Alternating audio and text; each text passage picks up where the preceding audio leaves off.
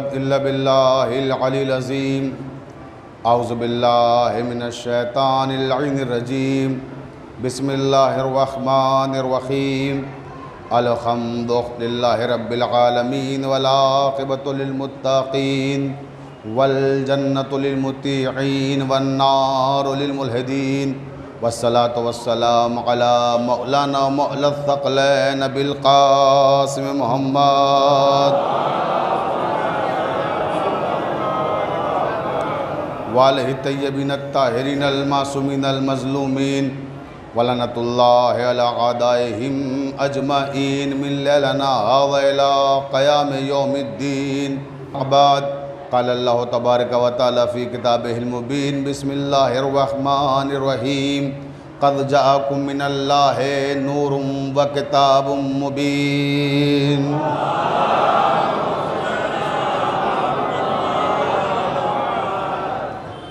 واجب الاحترام سامعین کرام محبان اہل بیت علیہم السلام، کتاب اور وارثان کتاب کے عنوان سے ہم نے آج سے 3 روز قبل جس سلسلہ کلام کا آغاز کیا تھا، آج ہم اپنی اس مخصوص عبادت کے چوتھے مرحلے کے آغاز کی سعادت حاصل کر رہے ہیں۔ پروردگار عالم قرآن مجید کے 5ویں سورہ مائدہ کی 15ویں آیت میں ارشاد فرما رہا ہے کہ قد جاءکم من اللہ نور و کتاب مبین، اللہ نے تمہاری جانب چمکتا ہوا نور بھیجا ہے اور کھلی ہوئی کتاب بھیجی ہے۔ وہ چمکتا ہوا نور اندھیرے میں تمہاری رہنمائی کرے گا اور یہ کھلی ہوئی کتاب اسرار سربستہ کو کھولے گی، اور جب کتاب سمجھ میں نہ آئے تو نور کے پاس چلے آنا، اور جب نور سمجھ میں نہ آئے تو کتاب کے پاس آ جانا۔ توجہ چاہتا ہوں زان محترم، دیکھیں تمہیدی منزلیں ہیں، جہاں گفتگو کل چھوڑی تھی وہاں سے متعلق ہو رہا ہوں، وہاں سے مربوط ہو رہا ہوں، منسلک کر رہا ہوں گفتگو کو کل کی تقریر سے۔ میں نے عرض کیا تھا کہ کتاب دعویٰ کرتی ہے، دلیل وارثان کتاب دیتے ہیں۔ میں نے کل قرآن کے 3 دعوے پیش کیے اور پھر وارثان کتاب کے ذریعے سے ان دلائل کو، ان براہین کو عملی جامہ پہناتے ہوئے دکھایا کہ کس طرح سے قرآن کے دعووں کو حقیقت میں بدلتے ہیں وارثان قرآن۔ اسی طرح سے قرآن نے بہت سارے دعوے ہیں جو کیے ہیں، جنہیں ہم مرحلہ بہ مرحلہ بیان کریں گے کہ قرآن میں اللہ نے کیا کیا دعوے کیے اور انہیں وارثان کتاب نے کس طرح سے سچ کر کے دکھایا اور ان دعووں کو دلیل و براہین سے ثابت کیا۔ قرآن نے دعویٰ کیا کہ وَلَا تَحْسَبَنَّ الَّذِينَ قُتِلُوا فِي سَبِيلِ اللَّهِ أَمْوَاتًا بَلْ أَحْيَاءٌ عِنْدَ رَبِّهِمْ يُرْزَقُونَ۔ قرآن دعویٰ کر رہا ہے سورہ آل عمران میں کہ خبردار کبھی بھی ان لوگوں کو مردہ نہ سمجھنا جو اللہ کی راہ میں شہید ہوئے ہیں۔ توجہ چاہیے، جو اللہ کی راہ میں شہید ہوئے ہیں انہیں کبھی مردہ تصور نہ کرنا، زندہ ہیں اور اپنے رب کے یہاں رزق پا رہے ہیں۔ یعنی یہ زندگی بھی ایسی زندگی ہے کہ جس کی تصدیق رازق حقیقی نے رزق کے ذریعے سے بھی کی۔ رزق مردہ نہیں کھاتے، زندہ کھاتے ہیں۔ تو قرآن نے دلیل کے ساتھ بات کی کہ زندہ ہیں اور رزق کھا رہے ہیں، یعنی ایسے زندہ ہیں جو عملی طور پر زندگی کا اظہار کر رہے ہیں۔ اب میں اپنے تمام برادران اسلامی سے پوچھنا چاہتا ہوں، انتہائی ادب و احترام کے ساتھ میرے تمام برادران اہل سنت والجماعت بھی کثیر تعداد میں یہاں تشریف لا رہے ہیں اور اس سے کہیں زیادہ لائیو پروگرام کو مختلف چینل پہ دیکھ رہے ہیں۔ آج بھی ہمارے بہت سارے برادران اہل سنت کے فون آئے، لکھنؤ سے بھی ہمارے پاس کئی فون آئے اور مختلف شہروں سے فون آئے، جو لوگ دیکھ رہے ہیں انہی نے اس بات کی تائید و تصدیق کی کہ آپ جو بیان کر رہے ہیں اگر اسی طرح سے بیانات ہوں تو ملت میں انتشار نہ ہو، ملت میں اختلاف نہ ہو، اور مسلمان کے ساتھ جو دست و گریباں رہتا ہے وہ دست و گریباں نہ ہو بلکہ بغل گیر ہو جائے۔ اور ابھی بڑی خوبصورت نظم بزرگ شاعر استاد الشعراء جناب ریاضت علی شائخ ساکنبی صاحب نے پیش کی۔ کیا خوبصورت نظم تھی، کیا پیغام دیا انہوں نے اپنی نظم کے ذریعے سے۔ یہی پیغام اور یہی مشن ہمارا ہے کہ اسے آگے بڑھایا جائے۔ اور ایک زمانے میں ہوا کرتا تھا کہ صاحب مجلسوں میں تمام مسالک کے لوگ آتے تھے، پھر کچھ ہماری ذاکری کا نہج ایسا ہو گیا کہ آہستہ آہستہ دوسرے مسالک کے لوگ فرش ازا سے غائب ہونے لگے، لیکن اب پھر ہمارے علماء نے کوشش کی کہ اس نہج کو واپس لایا جائے کہ جہاں یہ فرش ازا صرف شیعہ مسلک کی نمائندگی نہ کرے، جہاں یہ فرش ازا صرف شیعہ مسلک کی نمائندگی نہ کرے بلکہ مختلف مسالک کے افراد و حضرات کا ایک خوبصورت گلدستہ بن جائے جہاں ہر مسلک کا پھول موجود ہو۔ صلوات پڑھ دیں محمد والے محمد پر۔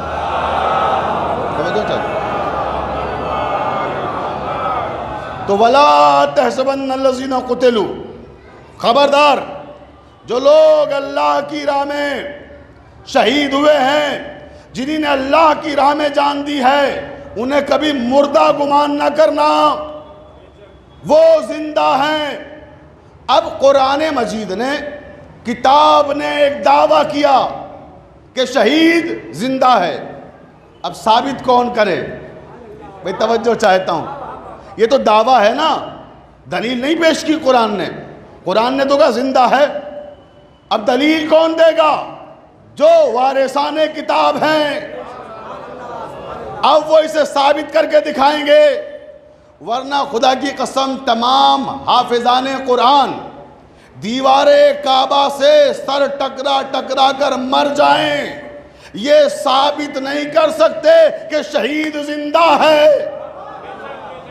دعویٰ کرو توجہ چاہتا ہوں، دیکھیں ثابت نہیں کر سکتے، کس کے ذریعے ثابت کرو گے کہ شہید زندہ ہے؟ اسامہ بن لادن کے ذریعے؟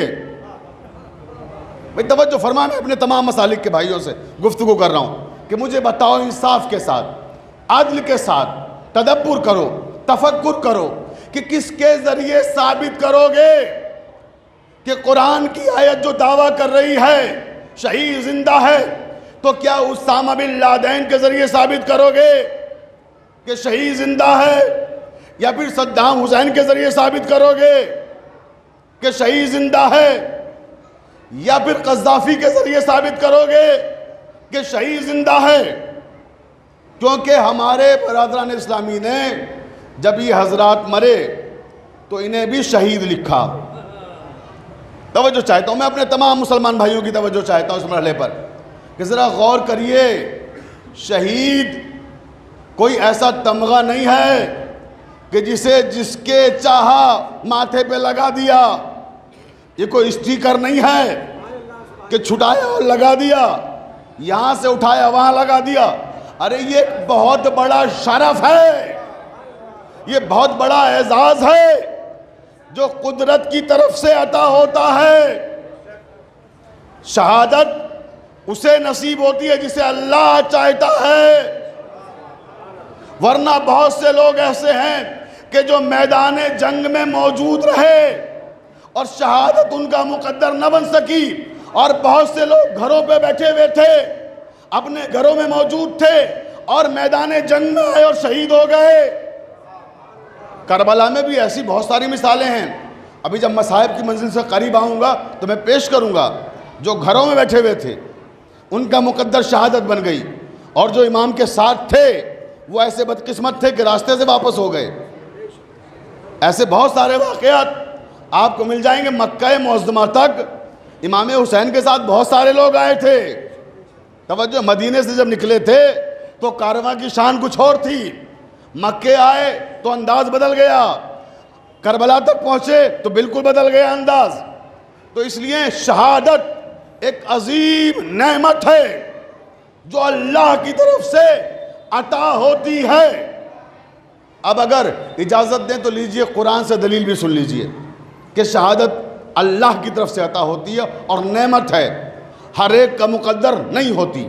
توجہ چاہتا ہوں، پروردگار نے کہا فَلَمَّا بَلَغَا مَعَهُ السَّعْيَ قَالَ يَا بُنَيَّ إِنِّي أَرَىٰ فِي الْمَنَامِ أَنِّي أَذْهَبُكَ فَانظُرْ مَاذَا تَرَىٰ قَالَ يَا أَبَتِ افْعَلْ مَا تُؤْمَرُ سَتَجِدُنِي إِنْ شَاءَ اللَّهُ مِنَ الصَّابِرِينَ فَلَمَّا أَسْلَمَ وَتَلَّهُ لِلْجَبِينِ وَنَادَيْنَاهُ أَن يَا إِبْرَاهِيمُ قَدْ صَدَّقْتَ الرُّؤْيَا إِنَّا كَذَٰلِكَ نَجْزِي الْمُحْسِنِينَ إِنَّ هَٰذَا لَهُوَ الْبَلَاءُ الْمُبِينُ وَفَدَيْنَاهُ بِذِبْحٍ عَظِيمٍ۔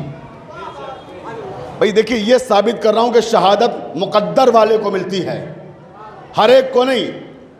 شہادت کی بشارت اسماعیل کو دی ابراہیم کے ذریعے۔ ابراہیم نے بیٹے کو بلایا، کہا ہے میرے لال اسماعیل، میں نے خواب میں دیکھا ہے کہ میں تمہیں اپنے ہاتھوں سے ذبح کر رہا ہوں، تو تمہارا کیا ارادہ ہے؟ تم اس بارے میں کیا کہتے ہو؟ سَتَجِدُنِی انشاءاللہ من الصابرین۔ بابا آپ نے جو دیکھا ہے اسے سچ کر دکھائیے، انشاءاللہ مجھے صبر کرنے والوں میں سے پائیے گا۔ توجہ چاہتا ہوں، لیجئے اسماعیل اس منزل پر کامیاب ہو گئے، اور منزل امتحان میں جب آئے، ابراہیم نے چھری رکھی بیٹے کو ذبح کرنے کے لیے۔ توجہ چاہتا ہوں، وَنَادَيْنَاهُ أَن يَا إِبْرَاهِيمُ قَدْ صَدَّقْتَ الرُّؤْيَا۔ ندائے پروردگار آئی، ابراہیم ٹھہر جاؤ، ہم تو نیتیں دیکھتے ہیں،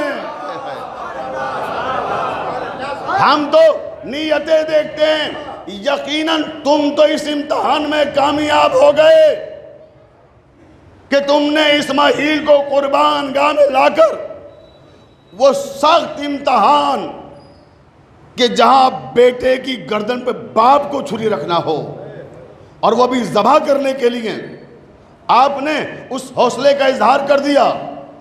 وَفَدَيْنَاهُ بِذِبْحٍ عَظِيمٍ، لیکن اس کے باوجود ہم اس قربانی کو ذبح عظیم سے بدل رہے ہیں۔ کیوں بدل رہے ہیں؟ ریزن سنیے۔ اس لیے کہ اسماعیل نے کیا کہا تھا؟ سَتَجِدُنِی انشاءاللہ من الصابرین، بابا مجھے صبر کرنے والوں میں سے پائیے گا۔ عربی میں دو لفظ ہیں، شکر ہے۔ توجہ چاہتا ہوں، دیکھیں آپ، میں اپنے دعوے کو دلیل دے رہا ہوں قرآن سے کہ شہادت مقدر والے کو ملتی ہے۔ چھری کے نیچے سے نکل کے چلا آتا ہے، شہادت نہیں ملتی اگر مقدر میں نہ ہو۔ توجہ چاہتا ہوں، کہا کہ اس لیے ہم بدل رہے ہیں کیونکہ اسماعیل نے کیا کہا؟ صبر کرنے والوں میں سے۔ یہ بات مزاج مشیت کو ناگوار گزری کہ اسماعیل کہیں کہ ہمیں صبر کرنے والوں میں سے پائیے گا۔ صبر اور شکر دو لفظ عربی میں ہیں۔ صبر کب کیا جاتا ہے؟ جب مصیبت آتی ہے۔ توجہ چاہتا ہوں، اہل علم کا مجمع ہے۔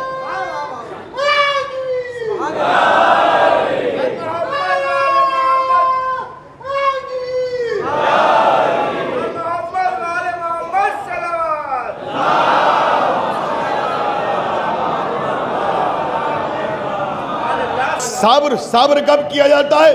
جب مصیبت ہوتی ہے، اور شکر کب کیا جاتا ہے؟ جب نعمت ملتی ہے۔ اسماعیل نے یہ نہیں کہا من الشاکرین، شکر کرنے والوں میں نہیں، صبر کرنے والوں میں۔ تو یہی بات اللہ کو پسند نہیں آئی۔ وَفَدَيْنَاهُ بِذِبْحٍ عَظِيمٍ، اچھا لو ہم اس قربانی کو ذبح عظیم سے بدل دیتے ہیں، کیونکہ اسماعیل نے ایک لمحے کے لیے ہی صحیح شہادت کو مصیبت سمجھ لیا تھا، شہادت کو مصیبت سمجھ لیا تھا، اور شہادت مصیبت نہیں نعمت ہے۔ کہ اس لیے ہم یہ شہادت اب ان کو نہیں عطا کریں گے کیونکہ انہی نے مصیبت سمجھ لیا۔ دیکھیں، کسی کے جوان بیٹے کا انتقال ہو جائے، آپ اس کے گھر جائیں تو کیا کہیں گے کہ بھئی اللہ نے آپ کا جوان بیٹا تھا، مر گیا، اللہ نے آپ کا امتحان لیا ہے، صبر سے کام لیجئے۔ کیوں؟ کیونکہ یہ ایک عظیم مصیبت ہے، تو کیا کہ صبر سے کام لیجئے، جوان بیٹا مر گیا۔ اور اگر کسی کو معلوم ہوا کوئی نعمت غیر مترقبہ مل گئی، معلوم ہوا کسی کی بہت بڑی لاٹری نکل آئی، پیسے کہیں سے مل گئے، تو آپ اس کے گھر جائیں گے اور اس سے جا کے کہیں کہ بھیا صبر کرو، تو ناراض ہو جائے گا کہ یہ کون صبر کی منزل ہے، یہ تو شکر کی منزل ہے۔ توجہ، نعمت ملی ہے، ایک ایسی رقم مل گئی جس کے بارے میں سوچا نہیں تھا، تو معلوم ہوا کہ اسماعیل نے تھوڑی دیر کے لیے صحیح مصیبت سمجھ لیا، تو اٹھا لی گئی شہادت وہاں سے۔ اب آپ سمجھے کہ یہ ایرا غیرہ نتھو خیرہ کسی کو بھی شہید کر دیں گے آپ؟ اللہ کو یہ قبول نہیں کہ اگر اسماعیل ایک لمحے کے لیے بھی توجہ چاہتا ہوں کہ اگر اسماعیل ایک لمحے کے لیے بھی مصیبت سمجھ لیں تو شہادت کی نعمت اٹھا لیتا ہے پروردگار۔ ایسے نبیوں کو شہادت جب اللہ دیتے وقت ایک ایک چیز کا دھیان رکھتا ہے، تو پھر یہ کیا کہ حکمرانوں کو جس کو چاہیں آپ شہید کہہ دیں؟ بھائی ٹھیک ہے، حکومت کرنے والے لوگ کسی بھی مسلک کے لوگ ہوں، کسی ایک مسلک کی بات تو میں کرتا ہی نہیں ہوں، کسی مسلک سے تعلق رکھتے ہوں، وہ حکمران ہیں، انہیں امام اور ائمہ کا درجہ نہ دیجئے، انہیں حکمران سمجھیے، اس لیے کہ ان سارے حکمرانوں کے سارے کارنامے آپ کے سامنے ہیں۔ توجہ ہے؟ تو پھر شہادت تو بہت بلند شے کا نام ہے۔ اب آئیے اس دعوے کی طرف جو قرآن نے کیا تھا کہ وَلَا تَحْسَبَنَّ الَّذِينَ قُتِلُوا فِي سَبِيلِ اللَّهِ أَمْوَاتًا بَلْ أَحْيَاءٌ عِنْدَ رَبِّهِمْ يُرْزَقُونَ، کہ خبردار کبھی بھی شہید کو مردہ مت سمجھنا، وہ زندہ ہے اور اللہ کی راہ سے رزق پا رہا ہے۔ تو کسی کے ذریعے سے مجھے بتاؤ، کیا ثابت کر سکتے ہو کہ شہید زندہ ہے؟ کوئی بھی دنیاوی اعتبار سے جسے آپ اپنے اعتبار سے شہید سمجھتے ہو، نہیں ثابت کر سکتے، تو پھر دعویٰ تو کیا ہے قرآن نے۔ اب عزیزان محترم، یہ ظاہر کیسے ہو کہ شہید زندہ ہے؟ تو یہ کتاب کی نہیں، یہ وارثان کتاب کی ذمہ داری ہے۔ اور آئیے اب میں آپ کو دلیل دیتا ہوں کہ وارثان کتاب نے ثابت کیا کہ شہید زندہ ہے۔ شام کے بازار میں امام حسین نے سر بریدہ تلاوت قرآن کر کے بتایا۔ صلوات پڑھ دیں محمد والے محمد پر۔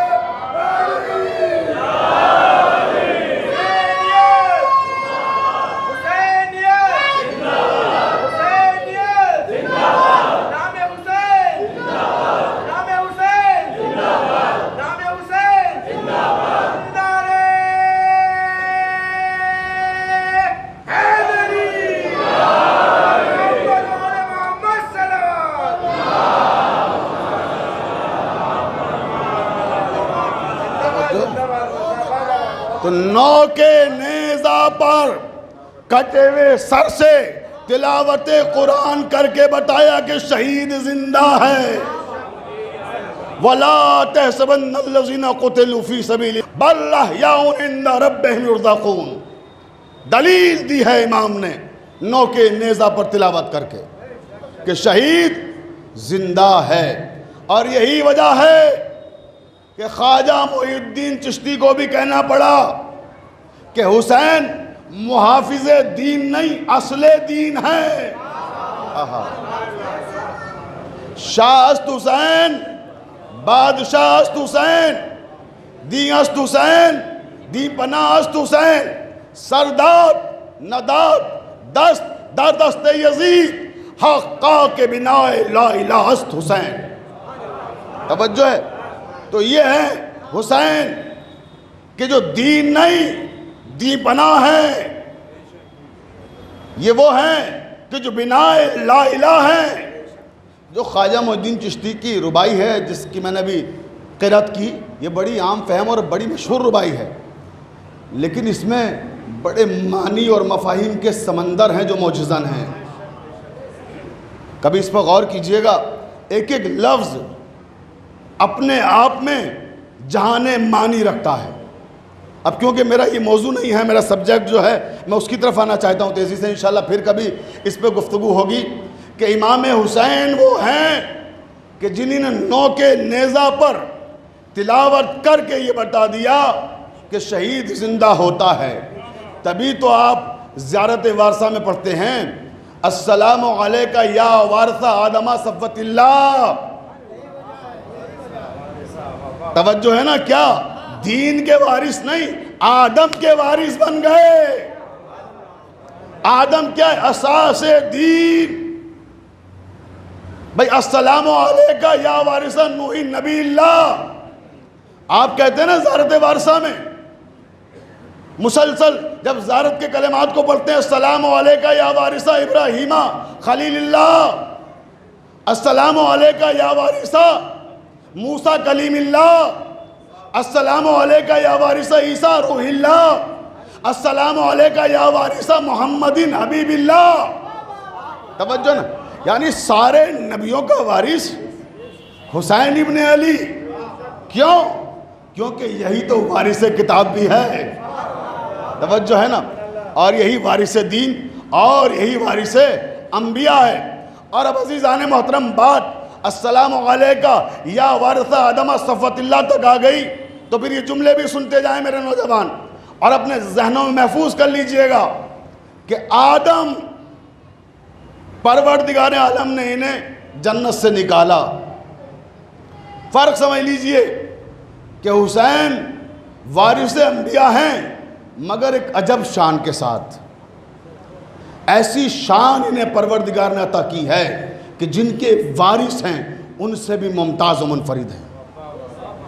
یہ خطابت نہیں ہے، میں بھی آیتوں سے ثابت کروں گا. توجہ، روایتوں سے نہیں، آیتوں سے. توجہ چاہتا ہوں کیونکہ موضوع گفتگو ہے کتاب اور وارثان کتاب. تو اب آئیے واپس کہ آدم کو جب پروردگار نے تاج خلافت کے لیے منتخب کیا اور اعلان کیا وَإِذْ قَالَ رَبُّكَ لِلْمَلَائِكَةِ إِنِّي جَاعِلٌ فِي الْأَرْضِ خلیفہ. اے گروہ ملائکہ، میں آدم کو خلیفہ بنانے جا رہا ہوں. تو جیسے ہی خلافت کی بات آئی تو سب سے پہلے جس مخلوق نے مخالفت کی وہ تھے ملائکہ. ملائکہ مقابلے پہ آ گئے، کہنے لگے پروردگار اسے خلیفہ بنائے گا جو فتنہ و فساد برپا کرے گا. توجہ چاہتا ہوں. تو پروردگار نے کیا کہا؟ انی عالم ما لا تعلمون. جو ہم جانتے ہیں وہ تم نہیں جانتے. خبردار، جتنا تم سے کہا جا رہا ہے اتنا کرو. وَإِذْ قَالَ رَبُّكَ لِلْمَلَائِكَةِ إِنِّي خَالِقٌ بَشَرًا مِّن طِينٍ، کہ میں مٹی سے بشر بنا رہا ہوں اور جب میں اس میں اپنی روح پھونک دوں تو سب کے سب سجدے میں چلے جانا. سب کے سب سجدے میں چلے گئے الا ابلیس. ابلیس نے سجدہ نہیں کیا. جب ابلیس نے سجدہ نہیں کیا تو پروردگار عالم نے سورہ صاد کی 75ویں آیت ہے، توجہ چاہتا ہوں، اس میں ابلیس سے ایک سوال کیا کہ یا ابلیس و ما منعک ان تسجد لما خلقت بیدی. اے ابلیس، تمہیں کس شے نے روکا اسے سجدہ کرنے سے جسے میں نے اپنے دونوں ہاتھوں سے بنایا تھا. توجہ چاہے تو جسے میں نے اپنے دونوں ہاتھوں سے بنایا تھا اسے سجدہ کرنے سے کس شے نے تمہیں روکا. یہاں میں بھی اپنی تقریر کو روک کر پہلے ایک فقرہ اپنے نوجوانوں کے شاداب ذہنوں کی نظر کرنا چاہتا ہوں. اس آیت کا آغاز کس طرح ہوتا ہے؟ یا ابلیس، یا ابلیس، یا ابلیس. سارے میرے مسلمان بھائی جس مسلک سے بھی تعلق رکھتے ہو، رمضان المبارک میں ہزاروں قرآن ختم کرنے والے ہزار بار کہتے ہیں یا ابلیس، یا ابلیس، یا ابلیس. ارے یا ابلیس کہنے میں کوئی دقت نہیں ہے، یا علی کہنے میں بہت آتی ہے.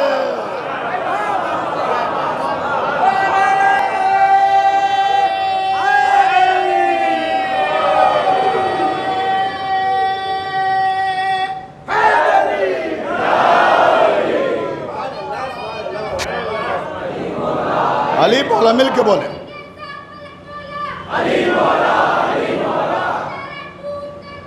زندہ باد جو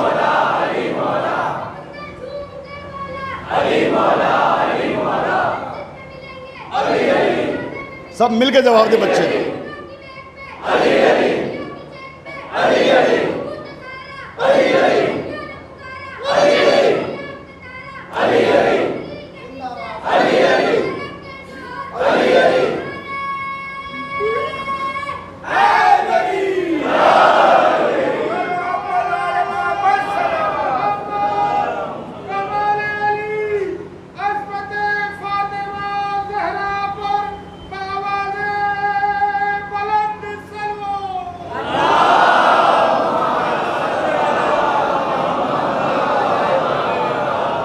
بہت توجہ زان محترم، پہلے تو میں اس نوجوان کو اپنے جذبہ ایمانی کے ساتھ سلام کرتا ہوں کہ جو ابھی پہلے نعرے لگا رہے تھے، اور اس کے بعد پھر اس چھوٹے سے معصوم بچے کی عظمتوں کو سلام کرتا ہوں کہ جس کی ماں نے اس کی تربیت ایسی کی ہے کہ جب نام علی آتا ہے تو نعرہ زبان پہ آ جاتا ہے.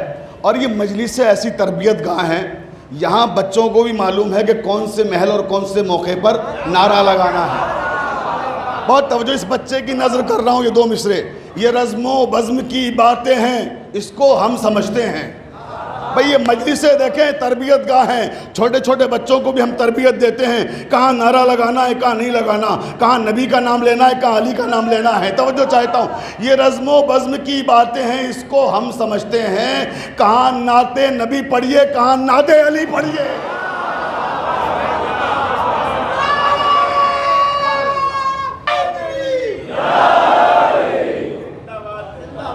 تو یا ابلیس ما منعکا، اے ابلیس بتاؤ تمہیں کس شے نے روکا اسے سجدہ کرنے سے جسے میں نے اپنے دونوں ہاتھوں سے بنایا تھا.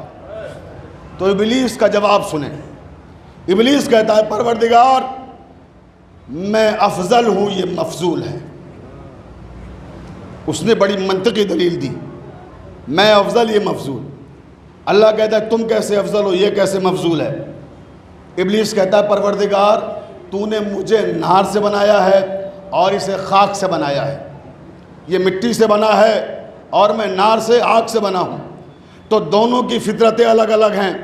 خاک کی فطرت ہے پستی. خاک کو اگر آپ اونچائی پہ لے جائیے، جیسے ہی ہاتھ سے چھوٹے گی نیچے آئے گی، پستی کی طرف آئے گی. یہ اس کی فطرت میں ہے. کتنی بھی بلندی پہ لے جاؤ آسمان پہ نہیں جائے گی، واپس نیچے آئے گی. تو اس نے کہا کہ پروردگار اس کی فطرت پستی ہے. بھئی توجہ دیکھیں، کوئی معمولی نہیں ہے. ابلیس بھی اپنے زمانے کا بہت پڑھا لکھا آدمی ہے. تو جب کبھی پڑھے لکھے بہک جایا کریں تو حیرت نہ کیا کیجئے. توجہ ہے، یہ مت سوچا کہ وہ بہت پڑھے لکھے صحیح بات کہیں گے. نہیں، کبھی کبھی بہت پڑھے لکھے بھی بہت غلط باتیں کہتے ہیں. تو یہ بھی اپنے زمانے کا عالم تھا. اس نے کہا پروردگار میری فطرت ہے، ناری ہوں، بلندی. آگ کو جب آپ روشن کیجئے نشیب میں لے جائیے، گڈھے میں جا کے اس کی شعائیں اوپر آئیں گی. اس نے یہی دلیل دی کہ میں بلند ہوں اور یہ پست ہے، لہٰذا میں کیسے سجدہ کرتا، میں بلند ہو کے پست کو سجدہ کروں. پروردگار نے کہا نہیں، یہاں بلندی اور پستی معیار نہیں تھا، معیار تھی نسبت. توجہ چاہتا ہوں، معیار تھی نسبت. ہم نے کہا تھا وَإِذْ قَالَ رَبُّكَ لِلْمَلَائِكَةِ إِنِّي جَاعِلٌ فِي الْأَرْضِ خلیفہ. تو یہ ہماری جانب سے بنایا ہوا خلیفہ تھا، لہذا اسے نسبت ہماری طرف تھی. تمہیں اس لیے امراندہ بارگاہ کرتے ہیں، یہاں سے نکالتے ہیں، تم نے نسبت کا احترام نہیں کیا. توجہ چاہتا ہوں، معلوم ہوا کہ پروردگار نے یہ بھی کہا اسی آیت میں کہ اسے میں نے اپنے دونوں ہاتھوں سے بنایا ہے. تم نے ہمارے دونوں ہاتھوں سے بنائے ہوئے کو ماننے سے انکار کر دیا، تو جو دونوں ہاتھوں سے بنائے ہوئے کو ماننے سے انکار کر دے وہ اس لائق نہیں ہوتا ہے کہ وہ جنت میں جائے. وہ چاہے یہاں دونوں ہاتھوں سے بنایا ہوا ہو یا غدیر میں دونوں ہاتھوں سے. صلوات پڑھ دیں محمد والے محمد پر.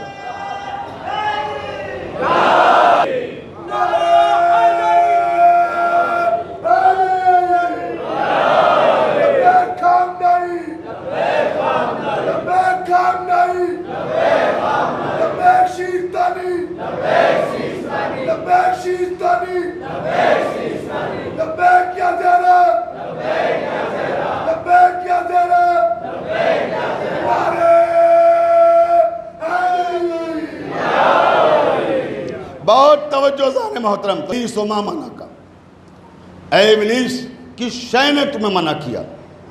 تو اس نے ریزن بتایا کہ اس لیے میں نے اس کو سجدہ نہیں کیا۔ پروردگار نے اس کی دلیل کو نہیں سنا، اس کے بعد بھی اپنی بارگاہ سے نکال دیا، ہمیشہ ہمیشہ کے لیے نکال دیا۔ اور عزیزان محترم، جب یہ نکالا گیا اس کے بعد تاریخ وار بڑے مرحلے ہیں جو ہماری گفتگو کے دائرے میں آ سکتے ہیں، لیکن اب اس وقت نہیں ہے کہ میں ان پر گفتگو کر سکوں، وہ انشاءاللہ پھر کبھی۔ اس وقت اس آیت ہی کے ایک اور نازک پہلو پہ گفتگو کرنا ہے۔ توجہ چاہتا ہوں، کتاب اور وارثان کتاب کا مرحلہ ہے کہ کتاب دعویٰ کر رہی دلیل کون دے۔ اب یہاں پھر ایک نیا مرحلہ آ گیا، اللہ نے دعویٰ کر دیا کہ میں نے آدم کو اپنے دونوں ہاتھوں سے بنایا ہے۔ بھائی توجہ چاہتا ہوں، دیکھیں نا آپ، بہت توجہ، کہ میں نے اپنے دونوں ہاتھوں سے بنایا۔ میرے سارے مسلمان بھائی یہاں بیٹھے ہوئے ہیں، مختلف مسالک کے لوگ ہیں، آپ مجھے بتائیے کیا آپ کے مسلک میں ہے کہ اللہ جسم و جسمانیات رکھتا ہے؟ کیا اللہ کے ہاتھ ہیں؟ کسی مسلک میں نہیں ہے۔ توجہ چاہتا ہوں کہ اللہ تو جسم و جسمانیات سے منزہ و مبرہ ہے، مگر وہی اللہ جو جسم و جسمانیات سے منزہ و مبرہ ہے وہ خود کہہ رہا ہے کہ میں نے اپنے دونوں ہاتھوں سے آدم کا خمیر تیار کیا، آدم کو بنایا۔ اور اب اسلامی عقیدہ اس کے برعکس ہے، تو اب بتائیے کہاں سے دلیل لائیے گا؟ توجہ ہے، قرآن کا دعویٰ تو غلط نہیں ہو سکتا نا۔ قرآن کا تو میں کل عرض کر چکا کہ حرف حرف نقطہ نقطہ حق ہے، اس میں شکوک و شبہات کی گنجائش ہی نہیں ہے۔ تو اب یہ کیسے ثابت ہو کہ اللہ کے ہاتھ ہیں؟ ید اللہ فوق ایدیہم، سورہ فتح میں بھی اللہ نے اپنے ہاتھوں کا تذکرہ کیا اور کہا کہ اللہ کے ہاتھ تو غالب آ کے رہیں گے۔ توجہ ہے، میدان احد کا ذکر ہے یہاں پر، وہ مرحلہ تھا۔ تو یہ اللہ کے ہاتھ آخرکار ہیں کس کے ہاتھ؟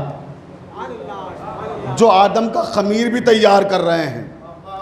پھر پیغمبر اسلام کی وہ حدیث یاد کیجئے گا، اول ما خلق اللہ نوری انا والی من نور واحد۔ توجہ، اب آپ کو کڑیاں، جب کڑیاں ملائیں گے آپ کڑیوں سے کڑیاں، تو بات واضح ہوتی چلی جائے گی۔ اب مرحلہ یہ ہے کہ پھر آدم کا خمیر کس نے تیار کیا؟ بہت توجہ چاہتا ہوں۔ تو میرے استاد محترم تھے، اللہ ان کے درجات کو بلند فرمائے، فقیہ اعظم مولانا سید محمد جعفر رضوی صاحب، امیر سلطان المدارس لکھنؤ، جو ہمارے مدرسے کے پرنسپل تھے، اپنے زمانے کے بہت بڑے فقیہ تھے۔ ایک دن میں ان کی خدمت میں حاضر ہوا اور میں نے کہا سرکار، یہ بات ہماری سمجھ میں نہیں آتی کہ یہ دعویٰ اللہ تعالیٰ نے اس آیت میں کیا ہے کہ میں نے اپنے دونوں ہاتھوں سے آدم کا خمیر تیار کیا، میں نے اپنے دونوں ہاتھوں سے آدم کو بنایا، میں نے اپنے دونوں ہاتھوں سے آدم کے سر پہ تاج خلافت سجایا۔ تو میں نے اپنے استاد محترم سے کہا کہ قبلہ مجھے یہ بتائیے یہ دونوں ہاتھ ہیں کون سے ہاتھ اللہ کے؟ توجہ چاہتا ہوں۔ تو انہی نے مجھے ایک واقعہ سنایا جو میں آپ کو سناتا ہوں، پوری توجہ چاہتا ہوں۔ انہی نے تاریخ کا ایک ایسا یادگار، ایک ایسا حسین واقعہ کہ جو ان سارے مسئلوں کو حل کرتا ہوا نظر آتا ہے۔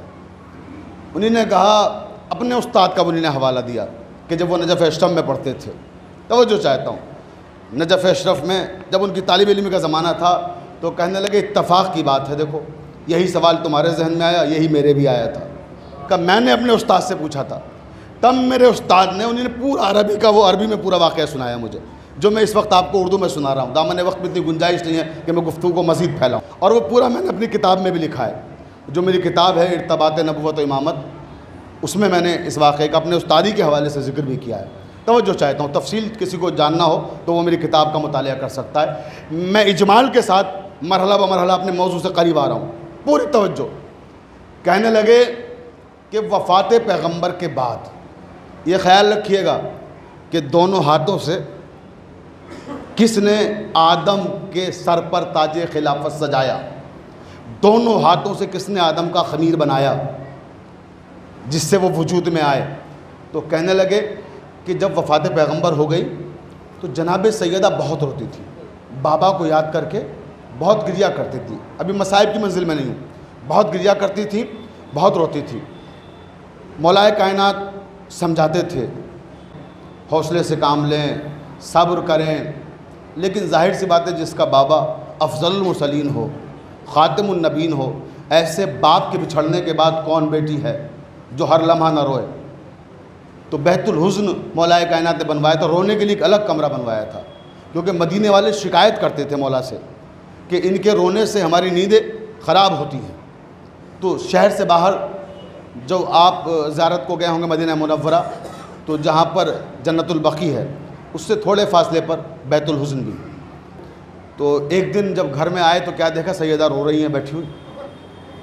تو سمجھایا اور دل بہلانے کے لیے تھوڑا سا گفتگو ایسی چھیڑی تاکہ ذہن ادھر سے ہٹ جائے۔ اب ہمارے استاد محترم علامہ سید محمد جعفر رضوی صاحب قبلہ فرماتے ہیں، کہنے لگے کہ سیدہ آپ کو معلوم ہے اللہ نے ایک فضیلت ہمیں ایسی دی ہے کہ جس میں کائنات کا نہ کوئی نبی شریک ہے نہ کوئی ولی شریک ہے۔ توجہ، اب یہ ایک ایسا سوال تھا کہ ذہن جس سے فوری طور پر جناب سیدہ کے اس طرف آ گیا۔ توجہ رہے کہ یا علی آپ کی وہ کون سی فضیلت ہے جس میں نہ کوئی نبی شریک ہے اور نہ کوئی ولی شریک ہے؟ امام علی نے فرمایا سیدہ آپ نے یہ آیت پڑھی ہے قرآن مجید کی، اب اسی آیت کا ذکر کیا، یا ابلیس ما منعک ان تسجد لما خلقت بیدی۔ کہ اس آیت میں آپ نے یہ پڑھا ہے نا کہ دونوں ہاتھوں سے آدم کا خمیر تیار کیا؟ جی پڑھا ہے۔ کہا فاطمہ آپ کو معلوم ہے دونوں ہاتھ کس کے تھے؟ جس نے آدم کا خمیر تیار کیا۔ اللہ نے فرمایا کہ وہ دونوں ہاتھ میرے تھے۔ توجہ چاہتا ہوں، وہ دونوں ہاتھ میرے تھے، میں نے اپنے دونوں ہاتھوں سے آدم کا خمیر تیار کیا ہے۔ بس جیسے ہی یہ افتخار امام علی نے کیا تو جناب سیدہ نے فرمایا یا علی آپ کی فضیلت آپ کو مبارک، یقیناً اس میں کوئی نبی شریک نہیں ہے، کوئی ولی شریک نہیں ہے، مگر یہ نہ بھولیے کہ حوا کا خمیر میں نے تیار کیا تھا۔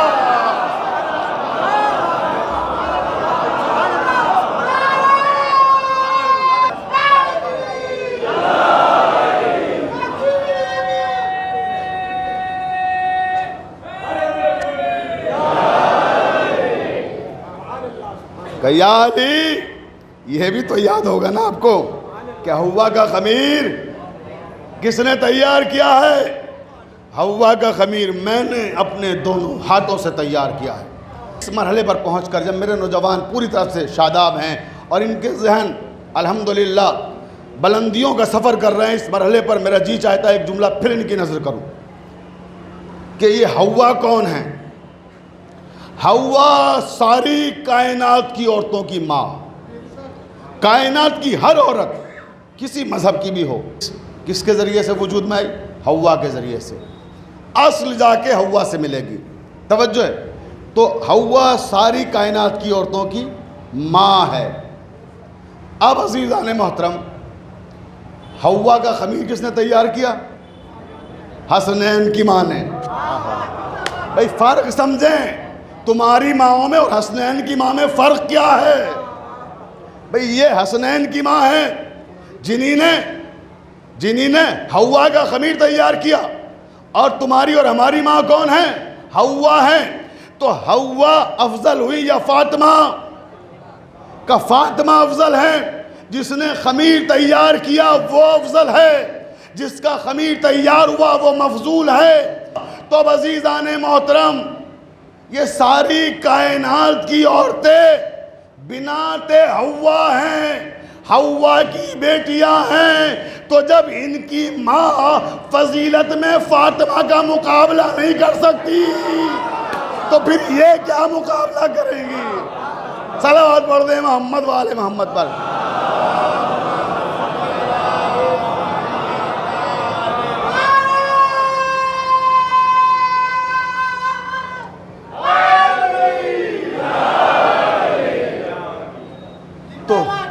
تو یہ ہے عزیزان محترم کتاب اور وارثان کتاب۔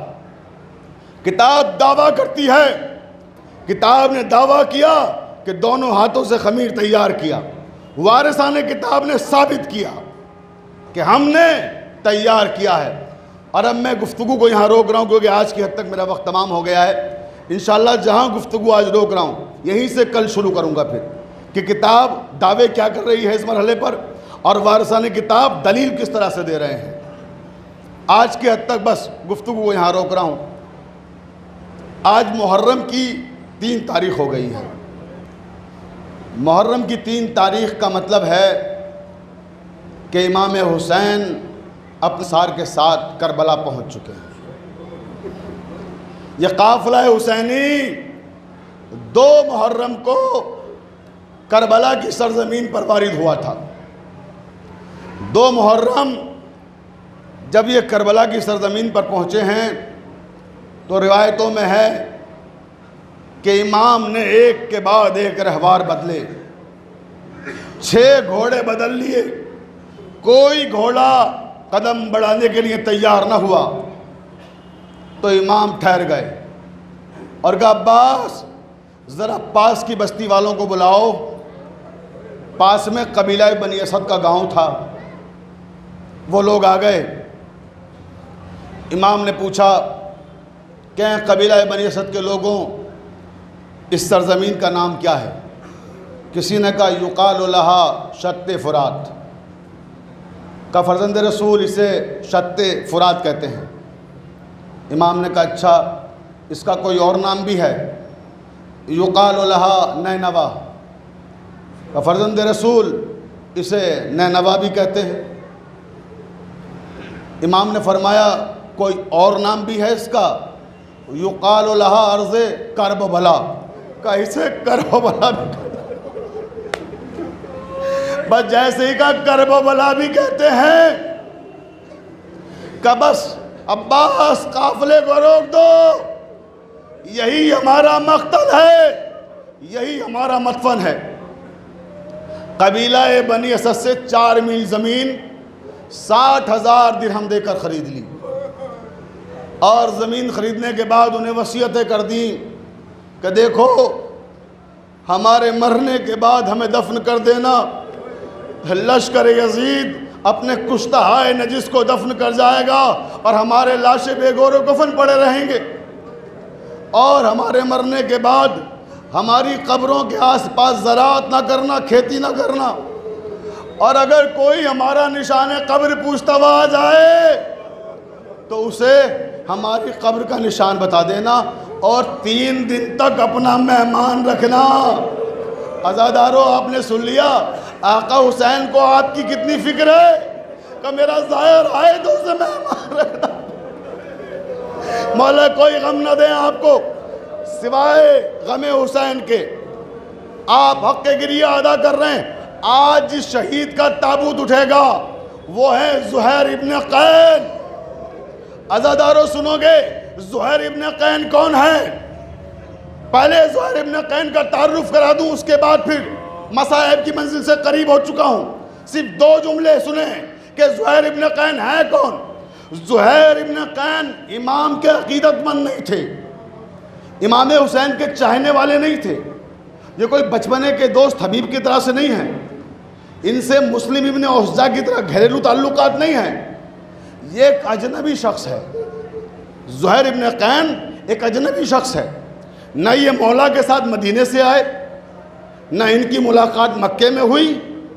یہ جب کوفے سے قریب ہو رہے ہیں امام تو مناسک حج ادا کر کے اپنے اہل خانہ کے ساتھ زہیر ابن قین کوفے کی طرف جا رہے ہیں، اور تھوڑا سا فاصلہ ہے ابھی کوفے میں، یہ خیمہ زن ہوتے ہیں، ادھر ان کے خیمے لگے ہیں، ادھر امام کے خیمے لگے ہوئے ہیں۔ انہیں یہ بات معلوم ہے کہ یہ جانے والے کون ہیں۔ یہ زہر ابن قین کو معلوم ہے کہ یہ فرزند رسول ہیں۔ یہ جان کر کے اپنے خیمے امام حسین کے خیموں سے دور لگا رہے ہیں۔ یہ امام سے ملنا نہیں چاہتے۔ یہ تاریخ کی سچائیاں ہیں۔ تاریخ نے لکھا کہ دور دور خیمے لگاتے تھے تاکہ سامنا نہ ہو امام کا، اس لیے کہ اگر سامنا ہوگا تو فرزند رسول نے اگر نصرت کا مطالبہ کر دیا تو نصرت کرنا واجب ہو جائے گی۔ یعنی خاندان رسول کا احترام ان کی نگاہوں میں ہے کہ اگر سامنا ہو جائے گا تو انکار نہیں کر پائیں گے۔ دور دور خیمہ لگا رہے ہیں، لیکن یہ وہ جوہری ہے جس نے ہیروں کو پرکھنے کے بعد جمع کیا تھا۔ امام حسین نے کہا عباس جاؤ زہر کو بلا کے لاؤ، عباس جاؤ زہر کو بلا کے لاؤ۔ حضرت عباس آئے، کہا زہر آپ کو آقا حسین نے بلایا ہے۔ زہر کہتے ہیں اچھا میں حاضر ہوتا ہوں، آپ چلیں۔ آقا عباس واپس آ گئے، کہ مولا کہا ہے کہ وہ آ رہے ہیں۔ واپس آئے، کہنے لگا آقا حکم کریں۔ کہ زہر تمہیں معلوم ہے ہم کس مصیبت میں،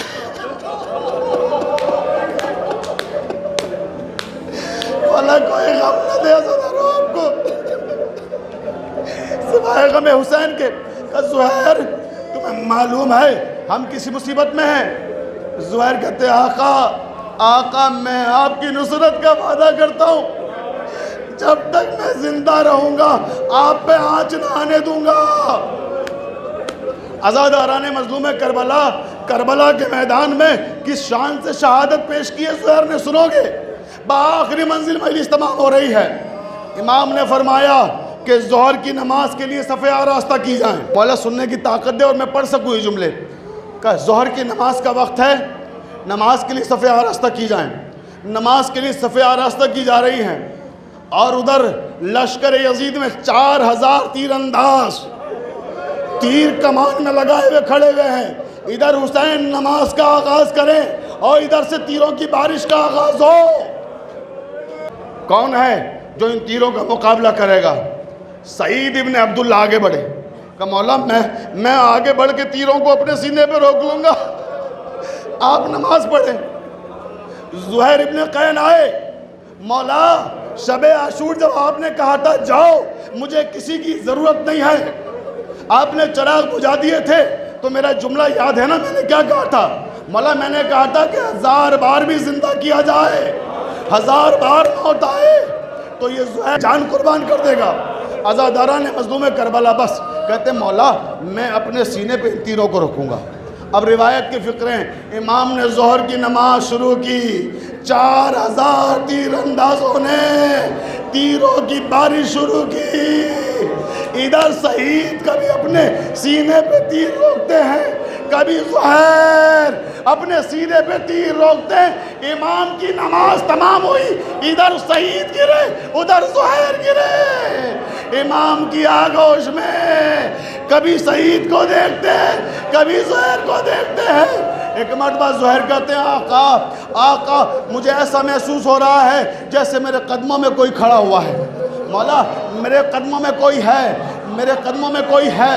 مولا مجھے ایسا لگ رہا ہے کوئی میرے دائیں طرف کھڑا ہوا ہے، مولا کوئی بائیں طرف کھڑا ہوا ہے۔ زہیر ارے ذرا غور سے دیکھو، تمہاری دائیں طرف وقت کا رسول ہے، نانا تمہیں لینے آئے ہیں، بائیں جانب بابا علی مرتضیٰ، ہمارے قدموں کی طرف دیکھو میری ماں زہرا، اپنے قدموں کو سمیٹ لو، زہرا تمہیں لینے کے لیے آئی ہے۔ واہ مصیبتہ واہ حسینہ۔